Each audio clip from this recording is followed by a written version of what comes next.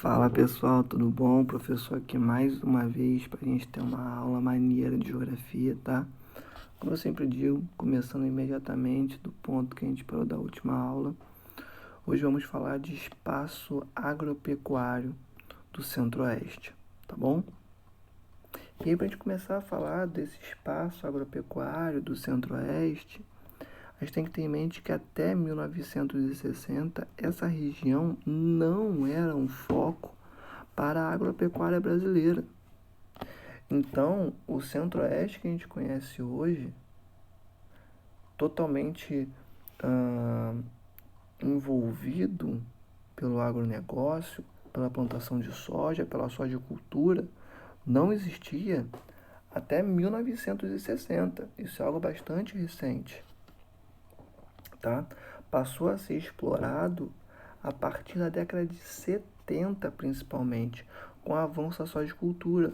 Basicamente, o que nós tivemos foi o desenvolvimento da Revolução Verde. A Revolução Verde foi um fenômeno que se desenvolveu no mundo inteiro, no sul global, nos países subdesenvolvidos, mais especificamente lá para a década de 1970, que foi um conjunto de tecnologias pensadas nos Estados Unidos, para os Estados Unidos e para os europeus, que foi exportado para o mundo inteiro e que o Brasil comprou essa ideia para se adequar às novas configurações da economia agropecuária global, enfim, e pôs em prática na sua agricultura, né? E aí ele pôs isso em prática, começou a querer explorar isso com mais vigor no Centro-Oeste brasileiro, tá? Então aqui basicamente a utilização de novas tecnologias aliadas ao baixo custo da terra e a facilidade de linha de crédito. Essas foram as principais políticas, o conjunto de políticas posto em prática pelo governo brasileiro de então, que era da ditadura militar, que ele basicamente ele instituiu as tecnologias ali do pacote verde, as novas tecnologias do pacote verde no campo.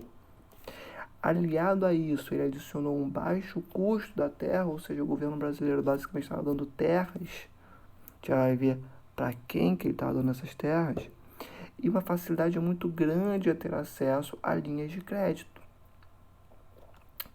Basicamente, o que isso quer dizer, ter acesso a linhas de crédito? É o seguinte, eu quero investir em um negócio, eu quero pegar empréstimo no banco, tudo bem? Então, quando a gente fala que ele tem acesso a linhas de crédito, ele tem acesso a mais dinheiro que ele pode pegar emprestado, sacou? Que ele pode pegar emprestado com os bancos para poder reinvestir no seu negócio. Ou seja, basicamente era o Estado brasileiro dizendo assim, por favor, vá para o Centro-Oeste e produza, desenvolva o agronegócio. Estava empurrando algumas pessoas para lá. E a gente vai ver, quem são essas pessoas? São as pessoas pobres? São as pessoas que estavam migrando do Nordeste para a região Sudeste desde a década de 30, mais especificamente na de 50. E olha só que curioso, na década de 70 aumenta exponencialmente. A gente vai ver porque daqui a pouquinho. Foi para essas pessoas que eles deram essas terras? Não. Eles fizeram isso para grandes empresários rurais de diversas partes do país, principalmente do sul, do sul e do sudeste. Aquela galera que produzia café ali na Terra Roxa de São Paulo, o pessoal do sul, alguns empresários rurais.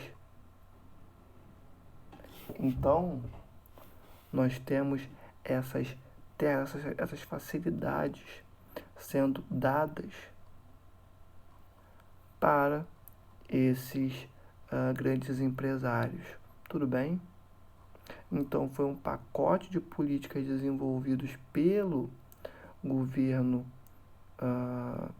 então em vigor na década de 70 para justamente atrair empresários para a região do Cerrado, para a região do Centro-Oeste brasileiro, para que eles pudessem desenvolver o agronegócio, a atividade agropecuária nessa região. Tranquilo? Com isso, rapidamente o Cerrado foi dominado, e não só ele foi dominado, como devastado. Hoje em dia, o Cerrado ele é considerado um hotspot. O que é um hotspot?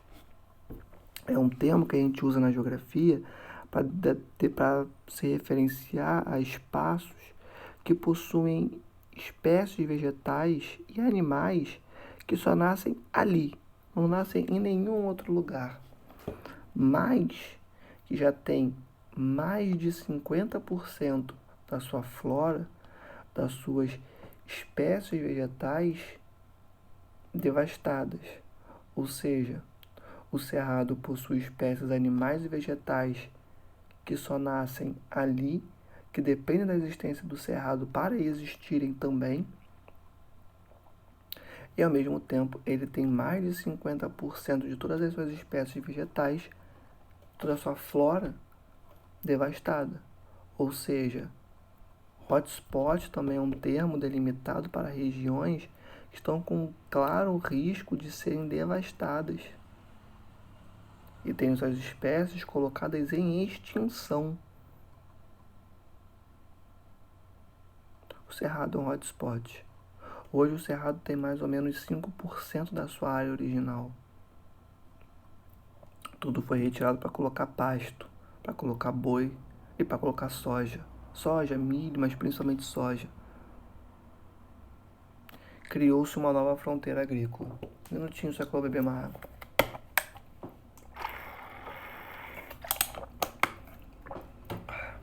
Então criou-se uma nova fronteira agrícola. Como assim fronteira agrícola? Basicamente no sul do Brasil, nós tivemos a chegada de imigrantes europeus lá atrás, no final do século XIX e início do século XX, que trouxeram técnicas de plantio de algumas espécies, vegetais e animais. Claro que animal, a gente não está falando de plantio, né? A gente está falando de criação, pecuária. Mas trouxeram técnicas de como cuidar de porcos, de bois, trouxeram técnicas de como plantar certas espécies, claro, de acordo com o que eles faziam lá na Europa, né? E começaram a pôr em prática aqui. Então criou-se uma fronteira agrícola no sul. Ao longo do tempo se modernizaram também, enfim. E depois, essa fronteira agrícola se expande do sul para a região centro-oeste brasileira. E é nesse momento, dessa forma, criando uma fronteira agrícola. E a gente vai ver que essa fronteira agrícola ela, normalmente é acompanhada de muita destruição também, tanto humana quanto vegetal, animal, enfim. Tá? Multiplicaram-se as empresas rurais, empresários rurais, empresas rurais. Tá? Se eram muitos empresários rurais, eram muitas empresas rurais. A gente começa a perceber aí o início da formação do agronegócio brasileiro como a gente tem hoje em dia. E para a gente ter uma ideia de como que isso se desenvolveu, bom, atualmente a produção de soja é 100% mecanizada. Então essa produção de soja no centro-oeste brasileiro, que é o principal produto desenvolvido ali e exportado pelo Brasil e pela região centro-oeste, é 100% mecanizada, 100% automatizada. O que significa que trabalhos que antes eram colocados para 10 homens, agora uma máquina faz. O que significa desemprego. Tranquilo? Essas tecnologias também relacionadas a isso, tem muitas tecnologias, como por exemplo, mudanças genéticas das sementes, para que essas espécies cresçam mais frondosas, maiores, com aquelas características que agradam o olhar do consumidor.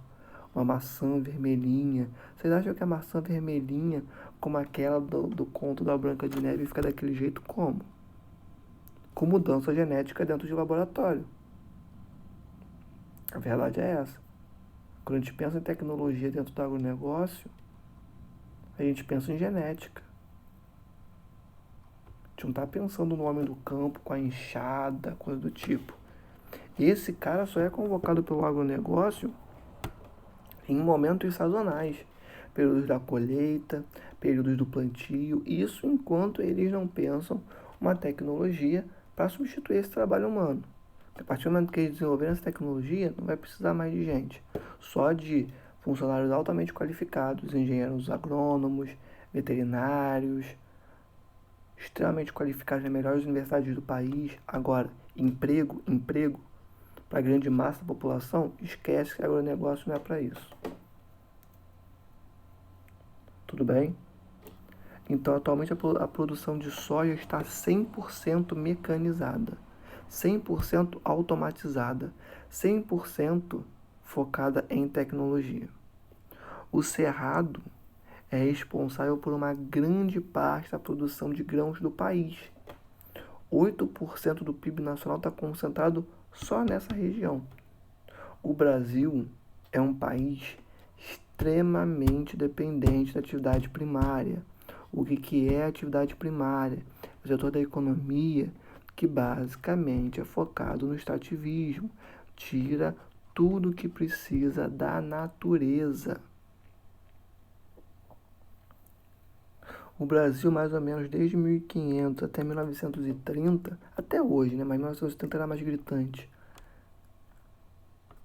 Ele era prioritariamente dependente da agricultura.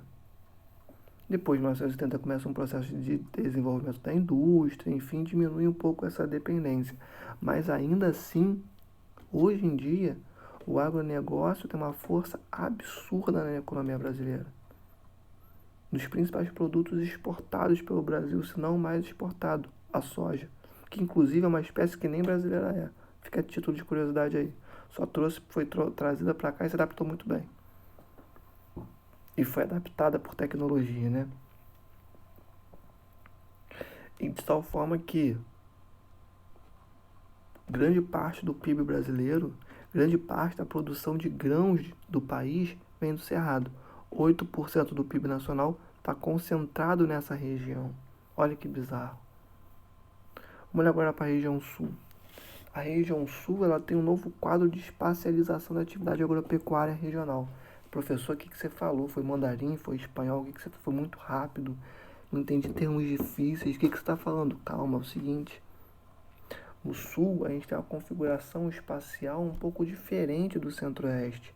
Enquanto o centro-oeste basicamente é pautado sobre tecnologia e produção de soja. Deixando bem claro, tá? Produção monocultora, tanto no centro-oeste. O que é isso, produção monocultora? Um único gênero alimentício, uma única espécie vegetal. Ou seja, eu produzo soja. Eu produzo milho. Eu não tenho uma diversidade de gêneros. Eu não tenho uma diversidade de espécies vegetais. Eu não tenho a produção de uma soja, de uma abobrinha, de uma alface, algo do tipo. Não. Quem vai produzir isso, inclusive, vai ser a agricultura familiar. Daqui a pouco a gente chega nisso. Mas agronegócio é monocultor. É uma única espécie vegetal e só. Uma produtividade absurda, com foco na exportação. Tá bom? Só falando que a gente nem chama isso de alimento, a gente costuma chamar de commodity. Tá? Que inclusive a soja produzida no agronegócio brasileiro vai virar grão, vai virar ração para boi, inclusive. Não é vendido para o mercado interno, é lá para fora, para europeu, para norte-americano, para a China principalmente, que a China desde o início do século XXI se tornou nosso principal parceiro econômico, comprando soja para os seus pastos. Vamos voltar para a região sul. Então a região sul ela vai ter um quadro de espacialização dessa agricultura diferente, um pouco diferente da região centro-oeste. Por quê? Porque ao invés de só soja, milho, ele vai ter a região sul possui um pouco de policulturas, que vem também daquela configuração que eu falei para vocês agora há pouco. Migrantes europeus do final do século XIX, início do século XX. Tá? Então você tem de um lado, no sul, essas policulturas trazidas pelos europeus e mantidas até hoje por seus descendentes, e do outro, empresas agrícolas modernas, gigantescas, ultratecnológicas, que são características do século XX, ali, década de 70, com muita presença hoje em dia no século XXI também. tá? Então, ao passo que você tem essas policulturas trazidas por imigrantes europeus e mantidas por seus descendentes, e de outro, grandes complexos agroindustriais, grandes indústrias agrícolas modernas. Não se confundam. Por mais que nesses espaços de policulturas trazidos por imigrantes europeus, essas regiões hoje em dia já estão dotadas de tecnologia e não necessariamente são a chave para aquilo que eu falei para vocês da produção de empregos. Também estão automatizados, óbvio, tanto quanto o agronegócio, os complexos agroindustriais, as empresas agrícolas modernas, óbvio que não, mas também estão automatizados, também tem tecnologia. Não é porque tem muitas tecnologias, muitas espécies vegetais, muitos gêneros alimentícios sendo produzidos, que necessariamente a estrutura fundiária, a estrutura agrária vai mudar. Qual basicamente é a estrutura fundiária brasileira? Grandes extensões de terras concentradas nas mãos de pouquíssimas famílias. A gente vai ver isso daqui a pouquinho. Então, o Sul ele tem essa espacialização da atividade agropecuária um pouco diferente. De um lado, policulturas trazidas por imigrantes europeus e de outro, nós temos empresas agrícolas bastante modernas, tá? Sendo um pouco agora mais criterioso, a gente tem no norte do Paraná o quê? Uma área de expansão da cafeicultura paulista na primeira metade do século XX. Então, ali, a gente tem um predomínio da produção de café, tá? Justamente porque é uma área de expansão da cafeicultura paulista, terra roxa. A cafeicultura paulista foi crescendo, de tal forma que chegou ali no norte do Paraná, tá? Atualmente, ela assiste o avanço do milho e da soja. Da onde vem esse milho e essa soja? Dessas empresas agrícolas modernas aqui que a gente está falando, que chegaram lá no centro-oeste, a partir dessa nova fronteira agrícola e destruíram o centro-oeste. Assim como também nessa região do norte do Paraná, basicamente a vegetação original foi posta no chão para colocar no lugar pasto para boi e para poder produzirem soja e milho, mais soja e milho, tá bom? Passando, e aqui a gente tem um mapinha que é do livro de vocês que eu achei fundamental de trazer para a nossa aula de hoje, que é o seguinte: percebam o primeiro item dessa legenda, grande agricultura comercial. Quando a gente fala de grande agricultura comercial, a gente basicamente está falando do agronegócio, tá? Complexos agroindustriais, empresas agrícolas, enfim. A legenda que representa essa grande agricultura comercial, basicamente são essas linhas na horizontal, deitadas. Olhem para o mapa, área destacada no centro-oeste brasileiro. E percebam onde estão essas linhas.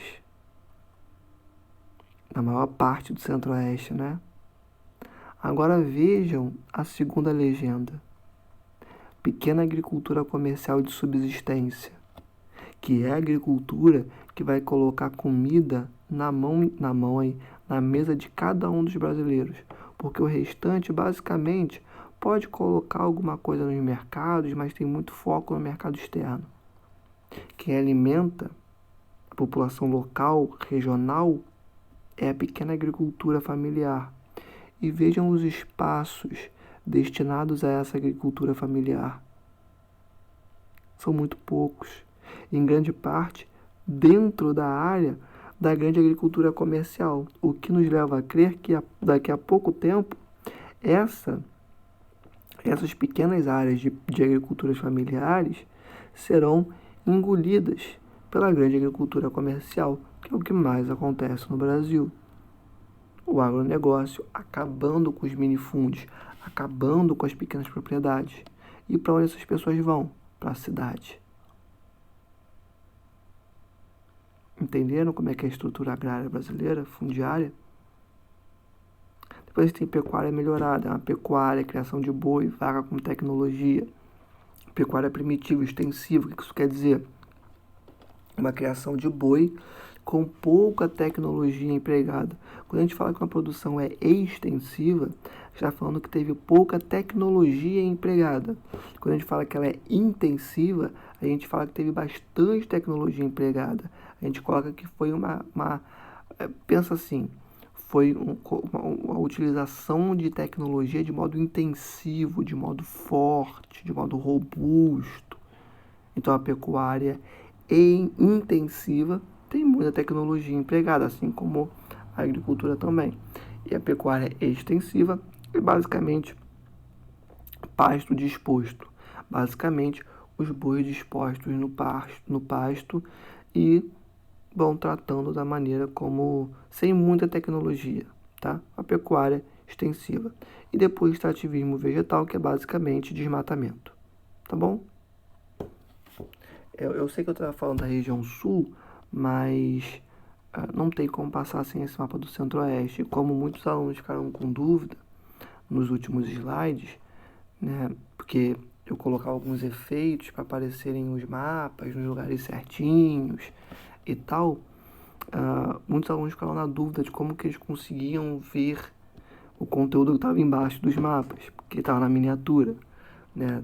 Sendo que para você ter acesso ao conteúdo inteiro, você tem que colocar no modo tela cheia, enfim.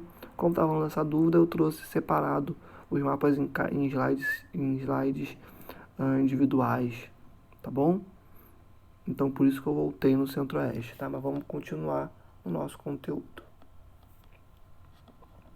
Elevado grau de mecanização e capacidade produtiva dos latifúndios. É isso que a gente tem nessa região. Só lembrando aqui de qual região que a gente está falando.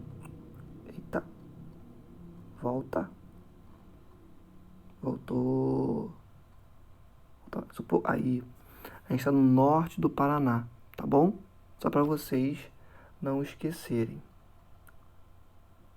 Perdão, um bug aí, não entendi o que aconteceu.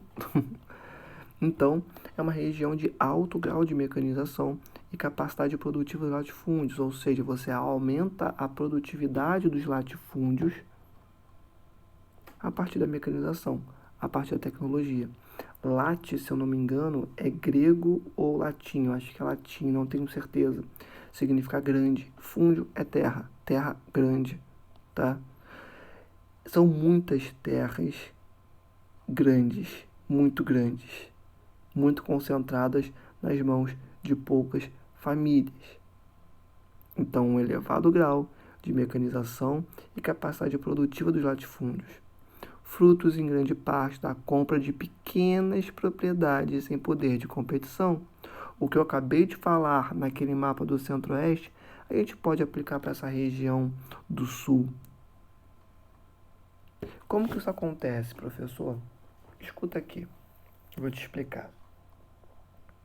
Pensa que você é um pequeno produtor, sua produção é de subsistência, grande parte do que você produz você deixa para você, para sua família, e o excedente você vende no mercado próximo para poder ganhar um dinheiro. E aí chega uma galera com um trator pesadíssimo, com um monte de tecnologia, uma propaganda absurda, que toda essa tecnologia faz você aumentar muito a sua produtividade. Além disso, o agro é pop, o agro é tech, o agro é tudo, né? O que não falta é propaganda sobre o agronegócio. E você está nessa realidade, aí você fala, vou entrar para o agronegócio, se não tão certo, vou entrar para o agronegócio. Como que isso acontece no Brasil? O Brasil tem uma estrutura muito doida, só tem no Brasil. No Brasil, alguns países mais pobres, né? Mas, enfim, é o seguinte, quanto mais dinheiro você tem, mais fácil é para você pegar empréstimo no banco. Quanto mais terras você tem, quanto maiores são as suas terras, mais acesso a crédito você tem no banco a juros muito baixos. Agora, se você tem uma pequena propriedade, os seus juros são mais altos. Porque o banco entende que você tem menos capacidade, essa é a desculpa, né? De pagar aqueles empréstimos. Então os juros ficam mais altos. Enfim, para mim não faz muito sentido. Ou seja, no Brasil, quanto maior a sua terra, quanto mais concentrada é a sua propriedade, mais facilidade para você pegar esses empréstimos com o banco. Quanto menor a sua terra, mais dificuldade você tem, porque os juros são maiores. O que significa que o empréstimo que hoje foi 10, amanhã é 50. Porque você é um pequeno proprietário. Enquanto que para o latifundiário, 10, amanhã é 12. Entendeu? E aí você fala, você é um pequeno produtor. Você fala, eu quero entrar no agronegócio. Como é que muitos fazem aqui no Brasil? Ou eles tentam plantar soja, ou seja, entrar naquela estrutura monocultora, com tecnologia. Ou eles falam, vou fornecer produtos para o agronegócio. Então ele vira para a BR Foods e fala assim, pô, BR Foods, tô querendo te fornecer, sei lá, porcos. A BR Foods vira para ele e fala, tranquilo, vamos produzir junto. Mas para produzir comigo você tem que comprar essa ração em tal lugar, ter essa estrutura de qualidade para ter a qualidade que eu quero que você tenha. Só que o agronegócio ele tem uma coisa que é muito complexa. Grande parte dos fornecedores, grande parte dos ramos dentro do agronegócio, porque o agronegócio não é só a plantação, né? O agronegócio ele é a plantação de soja, mas ele também é o produtor, são os laboratórios pensando novos agrotóxicos, novos herbicidas, pesticidas, são os fornecedores de sementes, são os fornecedores de tratores, são os fornecedores de, enfim, são as universidades. É todo um complexo que envolve a produção agrícola, sacou? Por isso que é agronegócio, é um conjunto maior. Então vira pra BR Foods e fala, pô, BR Foods, eu quero produzir para você. E ela te coloca esse monte de exigências. Cada um desses setores do agronegócio costumam ser bastante concentrados, com pouca competição. O que eu quero dizer com isso? Se você vai produzir porcos para a BR Foods, você tem que comprar a ração tal, só tem um fornecedor, ou às vezes no máximo 3. O que significa que eles controlam o preço daquele produto no mercado. De tal forma que quando você vai comprar, o preço dessa ração é estratosférico, é lá no teto. O mesmo acontece para quem quer comprar sementes, que inclusive em grande parte são geneticamente modificadas, o que faz com que essas sementes sejam estéreis, ou seja, produziu, acabou. Não vai nascer mais dali. Você vai ter que, para você continuar produzindo com aquelas sementes, você tem que comprar mais pacotes de sementes. O que gera uma ligação do produtor com aquele fornecedor, porque sem aquele fornecedor ele não tem produção. E aí é um fornecedor, ou no máximo 3. Sempre são os números muito pequenos. Logo, os preços são controlados, os preços são muito altos. Então, o pequeno produtor que tentou entrar no circuito do agronegócio para fornecer porcos para BR Foods, por exemplo, ele não conseguiu pagar os empréstimos que ele teve no banco, mesmo com os lucros, se é que dá para chamar disso, que ele teve trabalhando no agronegócio. O que acontece quando você é um pequeno? Qual a única garantia que você tem para dar para o banco a partir de um empréstimo? A sua terra. Se você não pagou, o banco vai e toma a sua terra. Isso quando o produtor não vende diretamente a sua terra para o agronegócio.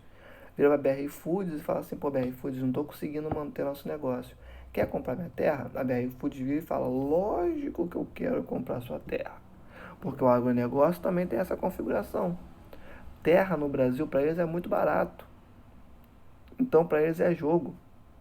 e aumentando, crescendo, que quanto mais terras eles têm, ou eles deixam para especulação imobiliária, ou eles botam boi, ou eles enchem de soja, milho, enfim, e lucram mais e mais e mais e mais e mais. E quando não é a BR Foods que compra diretamente, o banco confisca essa terra. E aí o que o banco faz? Ele faz um leilão. E quem vai estar lá no leilão? A BR Foods, comprando por um preço muito mais barato do que realmente vale essa terra. Ou seja, de todo modo, temos uma transferência no Brasil de minifúndios para latifúndios do agronegócio. Isso acontece no Sul, isso acontece no Centro-Oeste, isso acontece no Nordeste, isso acontece no Sudeste, isso acontece no Norte. Isso é uma característica geral do Brasil, tá? Vamos continuar aqui. E obviamente, quando você tem essas pessoas sem um poder de competição, perdendo suas terras, temos um processo de geração de hordas de desempregados que migram constantemente para as cidades ou para as áreas de fronteiras agrícolas na Amazônia. Ou seja, se a fronteira agrícola está subindo, e agora aquela fronteira agrícola que a gente estava falando no Centro-Oeste, já saiu do Centro-Oeste e está na Amazônia, uma porção da extremidade oriental da Amazônia. E essas pessoas que não têm o que comer, não têm onde trabalhar, vão para onde? Vão ou para a cidade ou para a nova fronteira agrícola, tentar conseguir um pedaço de terra ou trabalhar com o que tiver. Estão entendendo? Região da Serra Gaúcha. A região da Serra Gaúcha, ela é focada na cultura da uva, vinhos, vinícolas. Essa região é muito ligada à indústria vinícola, Garibaldi, Caxias do Sul e Bento Gonçalves, tá? Sobre a região das Coxilhas. Essa região compreende os estados do Paraná, Santa Catarina, Rio Grande do Sul. Temos ali uma grande associação entre agropecuária e indústria, ou seja, fornecimento de tecnologias para a atividade agropecuária, tá? E aí, um exemplo que a gente tem aqui, campos plantados com soja e milho no Paraná, Rio Grande do Sul, alimentam as indústrias de petróleo e farelo para a ração. Então, além da indústria contribuir com tecnologia, a gente tem também o inverso, que é justamente o campo produzindo a soja, o milho, que vão ser depois trabalhados e vão ser utilizados enquanto fonte de energia para essas indústrias. Entenderam como é que é? Ou seja, você tem espécies vegetais que são preparadas e são utilizadas, se alimentam da indústria, porque a indústria fornece tecnologia para elas, e elas são aproveitadas enquanto geração de energia, biodiesel, para que essas indústrias se mantenham também. Então tem uma associação muito grande nessa região das coxilhas entre agropecuária e indústria. Falar um pouquinho aqui das pequenas propriedades policultoras que também estão presentes nessa região sul. Por mais que sejam em pequeno número, nós também temos pequenas propriedades, tá, de produção familiar, de subsistência, focadas na produção alimentar, voltadas ao consumo e ao mercado local e nacional. É isso que eu digo sempre. São essas pequenas propriedades que são responsáveis por pôr comida na mão da população local, por comida na mesa. Se meio comida na mão não faz nem sentido. Comida na mesa da população local, da população regional. Grande parte da comida que vai para o mercado interno brasileiro vem de pequenas propriedades. E elas são a minoria no campo brasileiro. Percebam como é contraditório. Percebam como elas têm pouco acesso a crédito. Como tem poucos benefícios vindo do governo. Mas são elas que colocam a maior parte da comida no prato do brasileiro. Enfim. Então, são produções focadas na produção alimentar, são focadas na produção para aquela família e o excedente eles vendem no mercado local, mercado nacional.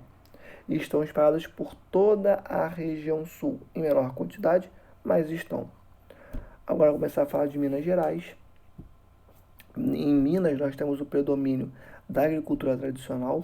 O que é agricultura tradicional? Agricultura extensiva, com baixo uso de tecnologias, tá bom?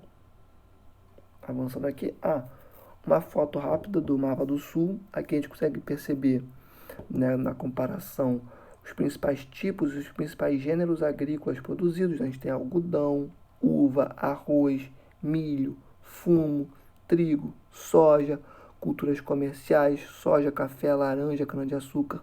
Esses são os principais.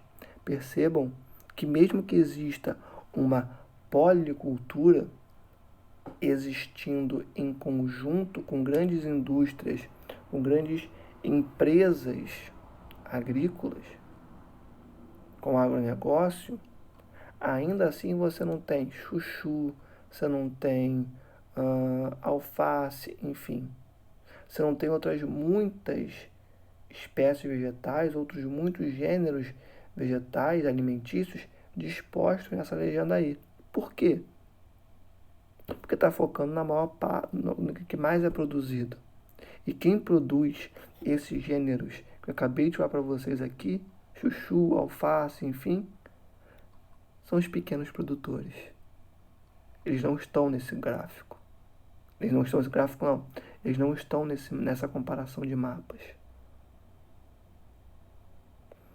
Mas grande parte do território é ocupado por quem? Perceba a contradição mais uma vez. Tá. Não buga não, não buga não. Essa região de Minas Gerais é a maior produtora de café do Brasil, possui a segunda maior safra de feijão do país inteiro, e essa agropecuária abrange 70% do seu território. E a maior concentração está na região do Triângulo Mineiro. Não é porque é uma produção extensiva, na sua maior parte, com baixa quantidade de tecnologia empregada, que isso quer dizer que não é concentrada, que a estrutura fundiária mudou, muito pelo contrário. Mesma coisa, latifúndios concentrados nas mãos de poucas famílias. Região Nordeste agora. Poucas transformações tecnológicas. Primeiro que a gente tem que lembrar que o Nordeste ele tem algumas divisões, né? Tem a Zona da Mata, tem o Agreste, tem um sertão nordestino e tem o meio norte, que é na transição ali do Nordeste com a região norte, tá? Vamos lá. Temos poucas transformações tecnológicas, né, no Nordeste, e aí quando a gente pensa em poucas transformações tecnológicas, principalmente no Agreste, que é a região de divisa ali, que faz interseção, tá no meio entre Zona da Mata e Sertão. O Agreste tem tanto configurações de um espaço mais seco, como o Sertão, e também de um espaço mais úmido, como a Zona da Mata. No Agreste a gente tem pouca utilização de tecnologias, assim como no Sertão também, tá? Nessa região do Agreste, a gente tem uma produção mais focada para alimentar o mercado interno, os mercados, as feiras. Na Zona da Mata a gente tem um predomínio mais para produção, com uma produção intensiva, focada no mercado externo.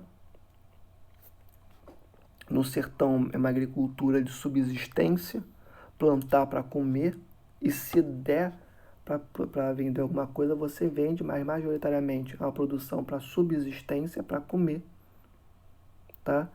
E ali nessa região do Sertão, a gente tem a região do norte da Bahia, um pouquinho da Bahia, que está sendo integrada ao agronegócio. Inclusive, na região do Nordeste, a gente tem agora o que a gente chama de Matopiba, Maranhão, Tocantins, Piauí e Bahia, que são as novas regiões ali, os novos estados estão sendo integrados à lógica do agronegócio, ou seja, é uma região de expansão do agronegócio. O que significa dizer produção monocultora, concentrada, expulsando gente que morava lá anteriormente. Tudo bem? Vamos continuar a ordem do slide. Então, poucas transformações tecnológicas em algumas regiões. Presença do plantation. O que é o plantation? É um modo de produção baseado em grandes propriedades, grandes latifúndios, com baixa tecnologia empregada, ou seja, uma produção extensiva. Tá? Plantation é um modo de produção muito conhecido do Brasil. Desde 1500 ele é posto em prática. Tá? O sistema escravocrata, inclusive, a mão de obra escrava era utilizada no plantation e continua até hoje, tá? O plantation. Zona da mata. Já falamos rapidinho aqui da zona da mata, mas troca da monocultura tradicional, como a da cana, por outras culturas, como seringueira, banana, coco, eucalipto, floriculturas. Na zona da mata, a gente tem muita tecnologia empregada em algumas regiões, mas também tem a utilização de outras culturas também pela atividade agrícola, tá bom? Agreste, uma agricultura policultura, uma agricultura de policultura, mais pecuária leiteira, focada nas demandas dos grandes centros, como eu falei para vocês, grandes centros do litoral, grandes centros do agreste e grandes centros do sertão. Ou seja, a agricultura desenvolvida no agreste é uma agricultura focada em atender os mercados internos, tanto as regiões centrais do litoral, do próprio agreste e do sertão também. Tá? O sertão é uma agricultura tradicional de roça, destinada ao próprio consumo do agricultor e de sua família, exatamente o que eu falei. Então, Zona da Mata é a região que, por conta da proximidade, tem maiores espécies vegetais, não é à toa que lá nós temos uma policultura, justamente porque nós temos uma configuração climática, a umidade vinda do mar contribui para esse processo, tá? Então, uma região ali de planície. Então, a gente tem produção também de seringueiras, banana, coco, eucalipto, floricultura, tá? O agreste, que já está naquela divisa entre zona da mata e sertão, com características tanto de zona da mata quanto de sertão, já tem uma produção focada para alimentar os mercados internos, centrais, tanto do litoral, zona da mata, quanto do agreste, do próprio agreste, quanto do sertão. E o sertão, uma agricultura de subsistência, uma agricultura tradicional de roça, focada ao consumo do próprio agricultor, tá? Caatinga. Região de Caatinga é uma região dentro do sertão, tá? Temos Caatinga na agreste também, mas vamos focar no sertão. Basicamente, algumas áreas, a presença de irrigação e novas tecnologias. E a gente chega onde eu estava querendo chegar. No sertão, por mais que ele seja majoritariamente ocupado por uma agricultura tradicional, temos ali também a expansão do agronegócio no Nordeste. Ou seja, novas tecnologias ali presentes, como irrigação, que está acabando com os nossos rios. Se você tira a água do rio e usa para poder jogar na sua plantação, você perde água durante o trajeto dela naqueles canos e você perde uma quantidade absurda de água que poderia estar nos corpos hídricos porque você está despejando na sua plantação de soja. Então, tecnologias chegando nessa região de Caatinga. E temos a produção de frutas para exportação. Se é agronegócio, o foco é exportação, não importação. Destaque para o polo de fruticultura irrigado na região do Vale do São Francisco, tá? E agora, na região norte, nós temos o quê? Nós temos um solo pobre em nutrientes. Professor, mas o Brasil tem aquela questão de tudo que você planta dá. Isso é mentira. O solo do Brasil, de maneira geral, ele não é muito bom para atividade agrícola. Tirando ali a terra roxa, não é muito legal, não. E isso é um ponto até interessante a ser comentado que eu esqueci de falar antes. A região centro-oeste foi muito ocupada pelo agronegócio, como a gente já viu. Mas vou dar um papo para vocês. O solo da região centro-oeste é ácido, horrível para a atividade agrícola. Sabe como que eles conseguiram? Por meio de tecnologias. Se utilizando de técnicas de correção do solo, por exemplo. Onde você joga cal, né? Quando você joga cal é a técnica mais rudimentar assim, que eles usam. Eles usam tecnologias mais aprofundadas ainda. Mas o processo de correção é utilizado. O que significa isso? Você literalmente muda a composição química do solo. Você muda as ligações iônicas, enfim, que são desenvolvidas pelos componentes do solo. Você muda a estrutura química do solo. Ele era um tipo de solo e passa a ser outro tipo de solo.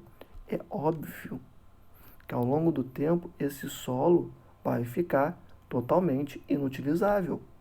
E quando o que eles fazem? Usam mais tecnologia.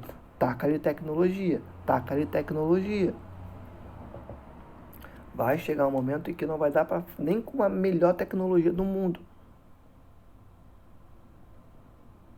E tem um outro ponto também que é fundamental.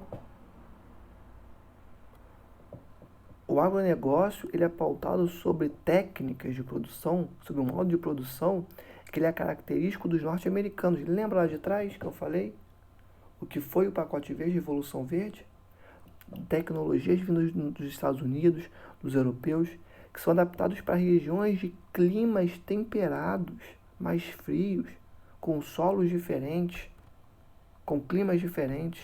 Você pegar isso e passar para o Brasil e querer que funcione da melhor forma, não faz nem sentido. Você está literalmente tensionando o solo, tensionando as configurações naturais do seu país com tecnologias que foram pensadas para outros países.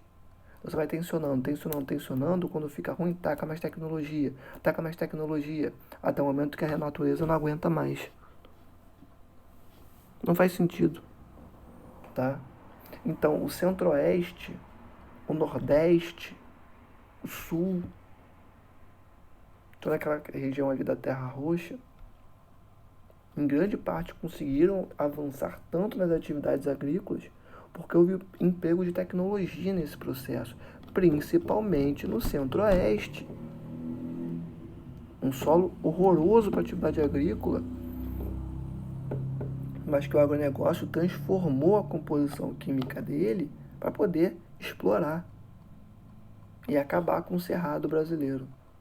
Repito, hoje em dia só temos 5% de mata original do cerrado. O resto não existe mais. Vamos voltar para a região norte, mas a estrutura é muito semelhante. Então eu vou e volto várias vezes. Quando a gente pensa na região norte, a gente tem o quê? Um solo pobre em nutrientes. Na região norte, a gente tem a maior floresta tropical do mundo. Influencia o clima do mundo inteiro. Se a floresta amazônica acabar, o mundo inteiro acaba. O Brasil só não é um grande desertão porque tem a floresta amazônica. Se ela acaba, adivinha o que vai acontecer com o restante do país? Imagina o que vai acontecer com o planeta inteiro.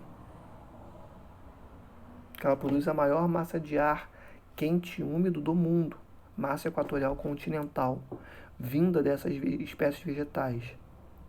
E o agronegócio que devastou o cerrado, está devastando a caatinga, está avançando sobre a floresta amazônica.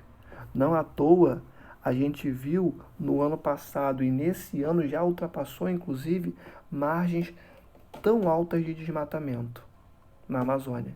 Quem está fazendo isso não são só madeireiros, são pessoas mandadas pelos latifundiários, mandadas pelo agronegócio. E todo mundo que é de geografia sabe disso. Todo mundo que faz engenharia agrônoma, enfim, todo mundo que quer voltar nessa área de estudo sabe quem está fazendo isso.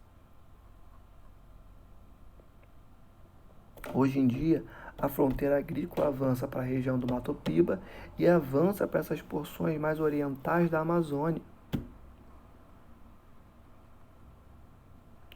Lá o solo é pobre em nutrientes, por quê? Porque você tem várias espécies, essas espécies fundamentais para o nosso planeta. Nem só para o nosso país, é para o nosso planeta. E essas espécies, elas ficam sugando todos os nutrientes do solo. E como são muitas, a gente fala, inclusive na geografia, que existe uma competição por nutrientes nessa região. De tal forma que esse solo vai se empobrecendo, empobrecendo, empobrecendo. Tudo bem? Então, ele é mais pobre por conta disso. Só que o que o agronegócio faz? A partir de técnicas de correção e tecnologia, eles modificam a composição química desse solo. Logo, um solo pobre em nutrientes, por conta dessa competição por nutrientes que as espécies fazem, torna-se um solo propício para a atividade agrícola. Claro, antes disso, botam toda a mata no chão, queimam, botam um boi em cima, criam pasto para a pecuária e criam grandes campos de soja para a produção do agronegócio. Tiram a vegetação mais importante do mundo, do planeta inteiro, para colocar em cima dos seus restos boi e soja, que vai ser vendida para o mercado externo, em forma de grãos, ou utilizada para gerar energia de biodiesel, só. Nenhum plano inteligente, focado na natureza, diminuição dos impactos, não. O desmatamento de 2020 já está maior do que o de 2019. E vem dessa estrutura aí. Predominantemente as atividades econômicas desenvolvidas na região norte são do setor primário. Setor primário, setor extrativista, tá? Uma imensa fronteira agrícola, como eu já falei para vocês. Fronteira agrícola que surge no sul, avança sobre o centro-oeste, que avança sobre o Mato Piba e que avança sobre a região norte, sobre a floresta amazônica. Nessa região nós temos disputa de muitas empresas focadas na ampliação de seus latifúndios. Lembra que eu falei que essas empresas querem ampliar as suas terras de toda forma? Já tem latifúndios e querem ampliar ainda mais seus latifúndios. Isso que acontece. O que se desenvolve nesse processo? Anexação de minifúndios. Eu já falei com vocês como é que isso desenvolve pelo meio da dívida com bancos, né? Só que tem outras formas também. A grilagem, que é o próximo tópico, é uma delas. Já me adiantando, o que é a grilagem? Basicamente é quando você está numa região e você quer essa terra. O que você faz? Você escreve um documento. Gente, essa técnica é conhecida no Brasil há pelo menos 300 anos. Você faz esse documento, pega uma caixa, coloca esse documento lá dentro e junto desse documento você coloca vários grilos. Eles vão defecar, vão fazer xixi ali naquela caixa. Depois você abre a caixa e pega esse documento, que vai estar com um aspecto de velho. Você chega no cartório, acho que é cartório, me fugiu a palavra certa, e apresenta esse documento, como se fosse uma comprovação da sua propriedade. E pronto. Agora essa propriedade é sua. Claro, é bom comentar também, no interior do Brasil, existem vários Brasis, tá? Fora do Sudeste, o Brasil é muito diferente. E no interior do Brasil, a situação é muito complexa. Muito, muito, muito complexa. Uma relação de miséria, uma relação de fome, uma relação de falta do Estado muito grande. Então, em muitas regiões, o cartório é do fazendeiro. Como assim é do fazendeiro? Quem trabalha lá, ele manda na cidade, né? Porque é muito comum no Brasil, no interior, você ter grandes proprietários, grandes fazendeiros, que têm o seu exército particular. Então ele manda na cidade, literalmente. Então, se ele apresentasse um bilhete escrito "a propriedade é minha", a propriedade ia ser dele. Tudo bem? Isso acontece no Brasil de 2020. Existe a anexação de minifúndios por dívida e existe a anexação por morte.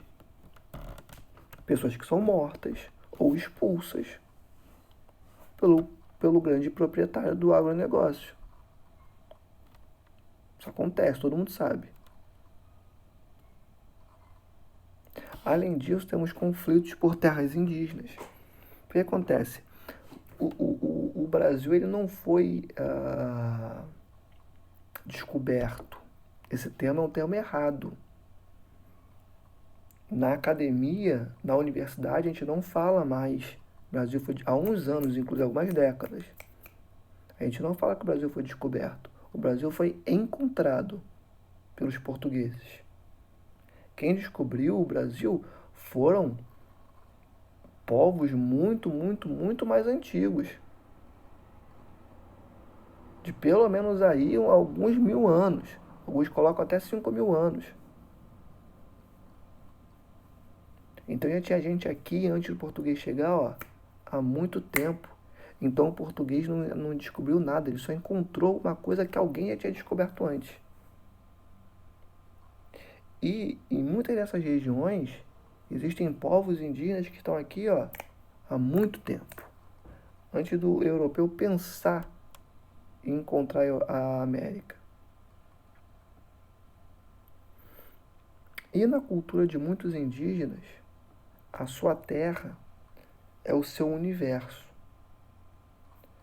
Na cultura deles, há uma relação muito grande com a terra, de tal modo que se eles perdem a terra, eles perdem a cultura deles, eles perdem o mundo deles, eles perdem o sentido para existir. Eles perdem tudo. Não só a casa, o modo de vida, eles perdem o mundo. O mundo. É como se eles fossem literalmente sequestrados para uma outra realidade. Por isso, o número de indígenas que se matam tanto, ou que entram no mundo da bebida. Por quê? Porque perder a terra é o mesmo que quase que deixar de existir. Perder a sua característica principal, você perdeu o seu universo. Então, quando o latifundiário chega com a arma, o indígena responde. Por isso, tantos conflitos por terras indígenas. Compreendem? E aqui, só para vocês verem, a gente termina a nossa aula, um gráficozinho mostrando as regiões de maiores produções agrícolas do Brasil. A gente percebe o Centro-Oeste com 43,7% de toda a produção de cereais, leguminosas e oleaginosas, e o Sul com 35,5%. Tá? E aqui um gráficozinho de barra para vocês perceberem essa produção a partir dos estados Mato Grosso, Paraná, Rio Grande do Sul, Goiás, tudo bem? E percebendo essa diferença que existe na produção, percebendo que os primeiros lugares são do Centro-Oeste e do Sul, tá? É isso, gente. Essa foi a nossa aula. Espero que tenha sido proveitoso para vocês, que tenham gostado. E é isso. Sempre lembrando que eu estou aqui para vocês, para tudo, para ajudar. Terças e quartas, de 9 às 12, nossos plantões. E é isso. Fiquem ligados no qual é a sua dúvida, para colocar ali suas dúvidas para responder depois em vídeos. E tamo junto. Tô morrendo de saudade de vocês e da nossa escola. Está em sala de aula. Mas é isso. Vamos respeitar essa quarentena. Cuidem de vocês, cuidem dos seus, fiquem em casa. E tamo junto, tá? É isso, sempre se lembrem, no final tudo fica bem, tá? Tudo vai ficar bem. Beijo, gente. Tchau, tchau. Fiquem bem.